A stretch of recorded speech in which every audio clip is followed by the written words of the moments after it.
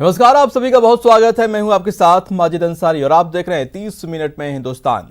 लेकिन सबसे पहले देखते हैं 8 बजे की 8 बड़ी खबरें। वित्त मंत्री निर्मला सीतारमण आज से कई पक्षों के साथ बजट पूर्व बैठकों का सिलसिला शुरू करने जा रही हैं। इस दौरान वित्त मंत्री उद्योग संगठनों, कृषि संगठनों और अर्थशास्त्रियों के साथ बैठकों में उपभोग और वृद्धि को प्रोत्साहन के लिए सुझाव मांगेंगी। झारखंड विधानसभा चुनाव के लिए चौथे चरण की वोटिंग जारी है। इस चरण में 15 सीटों पर 221 प्रत्याशी मैदान में हैं और सुरक्षा के कड़े इंतजाम किए गए हैं। बीजेपी आज देश भर में कांग्रेस के खिलाफ सड़कों पर उतरेगी। बीजेपी राहुल गांधी पर राफेल को लेकर देश को गलत जानकारी देने का आरोप लगा रही है। राजस्थान में बदमाशों की खैर नहीं होगी और उनके खिलाफ प्रदेश व्यापी अभियान चलेगा। सीएम अशोक गहलोत ने निर्देश दिए हैं और लापरवाह पुलिसकर्मियों पर भी गाज गिरेगी। सीएम अशोक गहलोत ने एक बार फिर केंद्र सरकार पर हमला बोला। उन्होंने जामिया स्टूडेंट्स पर पुलिस की कार्रवाई को दुर्भाग्यपूर्ण बताया। साथ ही उन्होंने मोदी सरकार से जल्द स्थिति सामान्य करने की अपील की। विवादित बयान पर पायल रोहतगी की मुश्किलें बढ़ गई हैं। बूंदी पुलिस ने अहमदाबाद से डिटेन किया है। पूछताछ के बाद आज बूंदी कोर्ट में पेशी होगी। टोंक में मनरेगा संविदा कर्मियों का 15वें दिन भी वहां पड़ाव जारी है और अनशन कर्मियों की पुलिस से भिड़ंत हुई। ये संविदा कर्मी स्थायी नौकरी की मांग पर आंदोलन कर रहे हैं। मरुद्रा में शीतलहर का कहर जारी है। बावट और कोहरे ने शहरों की रफ्तार पर रोक लगा दी है। मौसम विभाग ने अलर्ट जारी किया है। और हम फटाफट खबरें दिखाएंगे, लेकिन इससे पहले आपको एक बड़ी खबर बता दें कि गड्ढे में बाइक सवार गिर गया है। जहां ये घटना 12 की है। दरअसल पेयजल की लाइन ठीक करने के लिए सड़क के बीचों बीच करीब 10 फीट गड्ढा खोदा गया था। ऐसे में अंधेरे के कारण बाइक सवार को दिखाई नहीं दिया और वो उसमें बाइक सहित गिर गया। हालांकि आसपास के लोगों ने उसे बाहर निकाल लिया, लेकिन सवाल यह है कि बीच सड़क गड्ढा खोदने के बाद जलदाय विभाग और प्रशासन इतना लापरवाह कैसे हो सकता है। तो देख सकते हैं तस्वीरों में एक बाइक सवार गड्ढे में गिर गया। रात के अंधेरे में उसे गड्ढा दिखाई नहीं दिया और वो बाइक समेत गड्ढे में गिर गया। हालांकि राहत की बात यह है कि स्थानीय लोगों ने उसे फौरन वहां से बाहर निकाल लिया, लेकिन बड़ा सवाल यह है कि आखिर प्रशासन इतना लापरवाह क्यों रहा।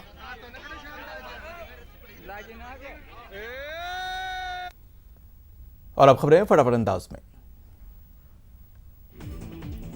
झारखंड विधानसभा चुनाव के चौथे चरण की वोटिंग आज जारी है। 15 सीटों के लिए 221 प्रत्याशी मैदान में उतरे हैं। अब तक 3 चरणों में 50 सीटों के लिए मतदान हो चुके हैं।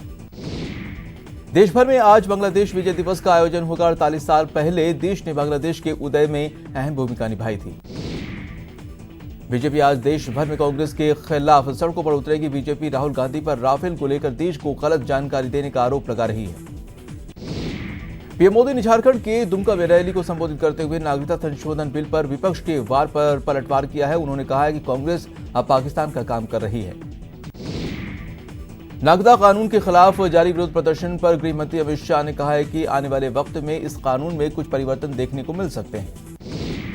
अमित शाह ने विपक्ष पर निशाना साधते हुए कहा है कि विपक्ष नॉर्थ ईस्ट में आग भड़काने का काम कर रहा है। किसी को समस्या नहीं होगी, समाधान निकलेगा। वीर सावरकर को लेकर कांग्रेस नेता राहुल गांधी के बयान पर महाराष्ट्र के मुख्यमंत्री उद्धव ठाकरे ने बड़ा बयान दिया है। उन्होंने कहा कि सावरकर पर हमारा रुख पहले जैसा है। राहुल गांधी के सावरकर वाले बयान पर शिवसेना नेता संजय राउत ने कहा है कि राहुल गांधी का बयान बेहद दुर्भाग्यपूर्ण है और सावरकर का बलिदान समझने के लिए राहुल को कांग्रेस नेता कुछ किताबें गिफ्ट करें। राहुल गांधी के वीर सावरकर के खिलाफ वाले बयान के बाद वो सभी के निशाने पर आ गए हैं। सावरकर के पोते रंजीत सावरकर ने कहा है कि वो राहुल गांधी के खिलाफ मानहानि का केस करेंगे। बसपा की अध्यक्ष मायावती ने कांग्रेस पर निशाना साधा है। मायावती ने ट्वीट कर कहा है कि शिवसेना अपने मूल एजेंडे पर अभी भी कायम है, इसीलिए उन्होंने नागरिकता संशोधन बिल पर केंद्र सरकार का साथ दिया और अब सावरकर को लेकर भी इनको कांग्रेस का रवैया बर्दाश्त नहीं है। मोदी सरकार 2 के 6 महीने पूरे होने पर 21 दिसंबर को पीएम मोदी ने पहली बार मंत्रिपरिषद की बैठक बुलाई है। इसमें पीएम मोदी ने मंत्रियों को अपने मंत्रालय की रिपोर्ट कार्ड के साथ आने को कहा है। इस बैठक में पीएम मंत्रियों का काम की समीक्षा करेंगे। पूर्व वित्त और विदेश मामलों के मंत्री यशवंत सिन्हा ने नेशनल कॉन्फ्रेंस के प्रमुख फारूक अब्दुल्ला की हिरासत केंद्र सरकार द्वारा 3 महीने और बढ़ाए जाने को लेकर सरकार पर जमकर निशाना साधा। उन्होंने कहा है कि फारूक अब्दुल्ला प्रधानमंत्री मोदी की तुलना में अधिक राष्ट्रवादी हैं। पूर्व सीएम दिग्विजय सिंह ने राजधानी भोपाल में भूमाफियाओं के खिलाफ चलाए जा रहे अभियान पर सीएम को खत लिखाया है, जिसमें उन्होंने मांग की है कि पिछले 20 सालों में बनी अवैध कॉलोनियों पर कार्रवाई के लिए 4 सदस्यीय टीम बनाकर जांच कराई जाए। साथ ही जांच रिपोर्ट के आधार पर कार्रवाई करने की मांग भी की। निर्भया कांड के 7 साल पूरे हो चुके हैं। 7 साल बाद भी सभी दरिंदे जिंदा निर्भया के परिजन इन दरिंदों की फांसी पर लटकाने का इंतजार कर रहे हैं। उन्नाव में हुए दुष्कर्म के मामले में आरोपी विधायक कुलदीप सेंगर के खिलाफ दिल्ली की 30 हजारी कोर्ट आज अपना फैसला सुनाएगी। कोर्ट ने बीजेपी के निष्कासित विधायक कुलदीप सेंगर पर 2017 में उन्नाव में एक महिला के रेप और किडनैपिंग के मामले में मंगलवार को ही सुनवाई पूरी कर ली थी। रेप के आरोपी को जल्द से जल्द सजा देने की मांग को लेकर धरने पर बैठी दिल्ली महिला आयोग की अध्यक्ष स्वाति मालीवाल का अनशन आखिरकार टूट गया है। 13 दिनों के बाद स्वाति का अनशन टूटा है। स्वाति फिलहाल LNJP अस्पताल में भर्ती हैं। नेहरू परिवार पर विवादास्पद टिप्पणी के बाद एक्ट्रेस पायल रोहतगी को राजस्थान पुलिस ने गिरफ्तार कर लिया है। पायल रोहतगी के बचाव में बीजेपी उतर आई है। आज से NEFT यानी नेशनल इलेक्ट्रॉनिक फंड ट्रांसफर से 24 घंटे पैसा भेजा जा सकेगा। देश भर में डिजिटल बैंकिंग को बढ़ावा देने के लिए यह कदम उठाया गया है। हॉकी के जादूगर मेजर ध्यानचंद को भारत रत्न सम्मान दिलाने के लिए एक रिटायर्ड पुलिस कर्मचारी तारक कुमार पारकर पद यात्रा पर निकल पड़े हैं। खरगोन पुलिस लाइन में शहीद स्मारक पर आयोजित कार्यक्रम में SP सुनील पांडे ने पारकर को तिरंगा सौंपकर उन्हें रवाना किया।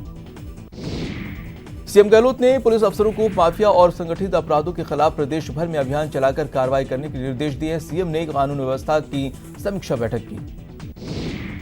कांग्रेस की भारत बचाओ रैली की सफलता पर सीएम अशोक गहलोत ने ट्वीट कर कार्यकर्ताओं को बधाई दी है। उन्होंने लिखा है कि बीजेपी की जन विरोधी नीतियों के खिलाफ संघर्ष करने की आवश्यकता है।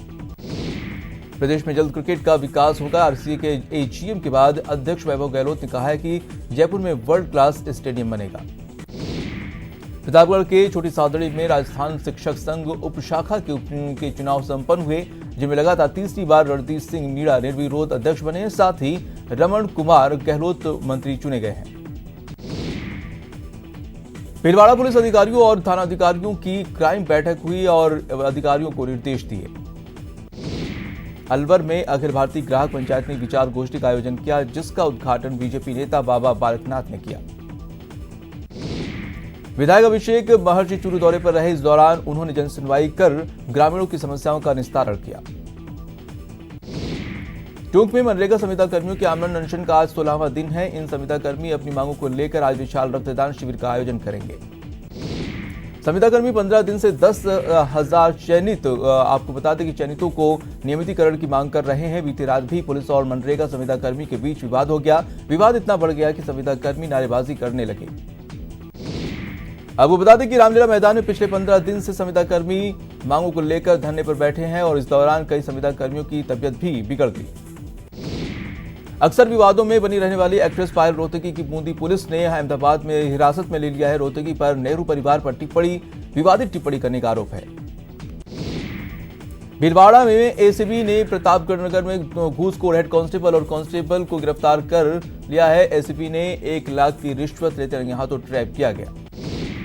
बीकानेर में क्राइम को लेकर पुलिस ने संभाग स्तरीय चेकिंग अभियान की शुरुआत की है। इस दौरान सभी गाड़ियों की चेकिंग करके उन्हें जाने दिया जा रहा है। चूरू में 16 साल के छात्र ने खुदकुशी कर ली है। पुलिस ने शव परिजनों को सौंप दिया है और पुलिस मामले की जांच में जुट गई है। सवाई माधोपुर में एक युवक का शव मिलने से सनसनी फैल गई है। मृतक की शिनाख्त शक्ति सिंह के रूप में हुई है। अब पुलिस पूरे मामले की जांच कर रही है। सवाई माधोपुर के गंगापुर सिटी में ठगी का मामला सामने आया है, जहां आरोपी भंडारा कराने के नाम पर टेंट हाउस से लाखों रुपए के बर्तन ट्रक में भरकर फरार हो गया। बीकानेर पुलिस के आदेश पर संभाग स्तरीय विशेष चेकिंग अभियान की शुरुआत हुई है, जिसमें बिना नंबर वाली गाड़ी पर निगरानी के साथ साथ कार्रवाई की जाएगी। जयपुर के अजमेर रोड पर व्यापारी पर फायरिंग कर 2 लाख की लूट के मामले में आरोपी अभी भी फरार है, जिनकी तलाश के लिए पुलिस ने टीमों का गठन किया है। दौसा में एक युवक ने ट्रेन के आगे छलांग लगाकर जान दे दी है। युवक गुर्जर बैराड़ा गांव का रहने वाला है। जयपुर में कार सवार 4 बदमाशों ने एक बाइक सवार युवक का अपहरण कर लिया, जिसके बाद पुलिस 2 बदमाशों को पीछा करते हुए धर दबोचा और पीड़ित को अपहरणकर्ताओं के चंगुल से छुड़ाया। दौसा पुलिस ने बड़ी कार्रवाई करते हुए चोरी के सामान समेत चोर को गिरफ्तार कर लिया है। आरोपी ने 14 नवंबर को श्रीराम कॉलोनी से चुराए जेवरात चुराए थे। कोटा पुलिस ने कार्रवाई करते हुए बाइक चोर गिरोह का पर्दाफाश किया है और 5 आरोपियों को गिरफ्तार कर लिया है। दौसा में आईएएस विधायक प्रिंसिपल समेत 5 लोगों पर नौकरी दिलाने के नाम पर ठगी का आरोप है। सीआईडी सीबी मामले की जांच कर रही है। अलवर के सरिस्का में वनकर्मी पर ग्रामीणों के हमले में घायल वनकर्मियों का बांसुर पुलिस में मेडिकल कराया गया। सवाईमाधोपुर पुलिस ने कार्रवाई करते हुए विक्रम मीणा हत्याकांड मामले में फरार चल रहे नामजद आरोपी बुद्धि प्रकाश मीणा को गिरफ्तार किया। सवाईमाधोपुर के गंगापुर सिटी में चोरों ने चाय की दुकान में हजारों रुपए पार कर दिए। पुलिस चोरों की तलाश में जुटी हुई है। खरबाबारा से जिले में अंता थाना क्षेत्र से है, जहां पर देर रात एक कार ने बाइक सवार को टक्कर मार दी, जिससे बाइक सवार दोनों युवक की बुरी तरह घायल हो गए, जिन्हें उपचार के लिए अस्पताल में भर्ती कराया गया है। हादसे की सूचना मिलते ही मौके पर पहुंची पुलिस ने कार को जब्त कर चालक के खिलाफ मामला दर्ज कर लिया है। कोटा में डीसीएम फ्लाईओवर के पास दिल्ली मुंबई रेलमार्ग पर कचरे में भीषण आग लग गई, जिससे अफरा तफरी का माहौल हो गया। दमकल की गाड़ियों ने मौके पर पहुंचकर आग पर काबू पाया। अजमेर में एक बिल्डिंग में काम कर रहे मजदूरों पर बालकनी की दीवार गिरने से 4 मजदूर गंभीर रूप से घायल हुए, जिन्हें अस्पताल में भर्ती कराया गया। उनका इलाज जारी है। चुरू जिला मुख्यालय के कलेक्ट्रेट के सामने वैन ने एक महिला को कुचल दिया, जिससे महिला की मौके पर ही दर्दनाक मौत हो गई। कोटा में इंसान की पति ने पत्नी को जलाया, बेटे की चाहत में वारदात को अंजाम दिया, गंभीर हालत में अस्पताल में भर्ती। दौसा के NH 21 पर कलाई गांव के पास ट्रक और कार में टक्कर हो गई। हादसे में 4 लोग गंभीर रूप से घायल हो गए। अलवर के दिल्ली जयपुर हाईवे 8 पर वॉल्वो और ट्रक की टक्कर हो गई। इस हादसे में 12 सवारी घायल हो गए। पतंगबाजी का सीजन आते ही चाइनीज मांझे से घायल होने के मामले सामने आने लगे हैं। कोटा में एक बाइक सवार युवक चाइनीज मांझे से घायल हो गया। मांझे से युवक की गर्दन में चोट आई है। और फिलहाल रुकते हैं छोटे से ब्रेक के लिए। टोंक जिले के बिसलपुर कंजर्वेशन में रविवार को पहाड़ी पर एक पैंथर देखा गया, जिसके बाद लोगों ने इसकी सूचना वन विभाग को दी। वन विभाग की टीम पैंथर का ट्रैकिंग करने में जुटा हुआ है। झुंझुनू में 12वीं बटालियन द राजपूताना राइफल्स के भूतपूर्व सैनिकों ने बटालियन की 48वीं छामती दिवस के मौके पर सम्मान समारोह आयोजित किया। समारोह में 11 वीर वीरांग गाथाओं का सम्मान किया। उन्हें कंबल, शॉल एवं 2100 रुपए नकद भेंट कर सम्मानित किया। जयपुर के श्री रामचंद्र मंदिर में रघु सिन्हा माला माथुर चैरिटी ट्रस्ट की ओर से 28वां सोल कनेक्ट कार्यक्रम का आयोजन हुआ। इस बार इस सोल कनेक्ट सीरीज में भजन गायक डॉक्टर राजेंद्र महेश्वरी और उनकी टीम ने भजनों की प्रस्तुति दी। कार्यक्रम की शुरुआत गणपति स्तुति से किया। जयपुर के अजमेर रोड स्थित क्लब में मोटर ड्राइविंग स्कूल एसोसिएशन का 2 दिवसीय राष्ट्रीय अधिवेशन आयोजित हुआ, जिसमें विभिन्न राज्यों के एसोसिएशन पदाधिकारी शामिल हुए। आपको बता दें कि अधिवेशन के दौरान विभिन्न प्रदेशों के प्रतिनिधियों ने संबंधित राज्यों में प्रचलित नियमों और प्रावधानों पर चर्चा की गई। राजस्थान फाउंडेशन के आयुक्त धीरज श्रीवास्तव ने मदुरई के प्रवासी राजस्थानियों के साथ संवाद किया। राजस्थान एसोसिएशन ने इस संवाद बैठक का आयोजन किया। बैठक में प्रवासी राजस्थानियों ने बढ़ चढ़कर हिस्सा लिया। इस दौरान प्रवासी राजस्थानियों ने धीरज श्रीवास्तव का स्वागत किया। Association for protection of civil rights की ओर से राजधानी जयपुर में 1 दिवसीय सेमिनार का आयोजन किया गया, जिसमें human rights violation, role of judiciary, police और मीडिया से जुड़े लोग पहुंचे और ह्यूमन राइट्स के हालात को लेकर अपने विचार रखे, साथ ही ये सुझाव भी दिए।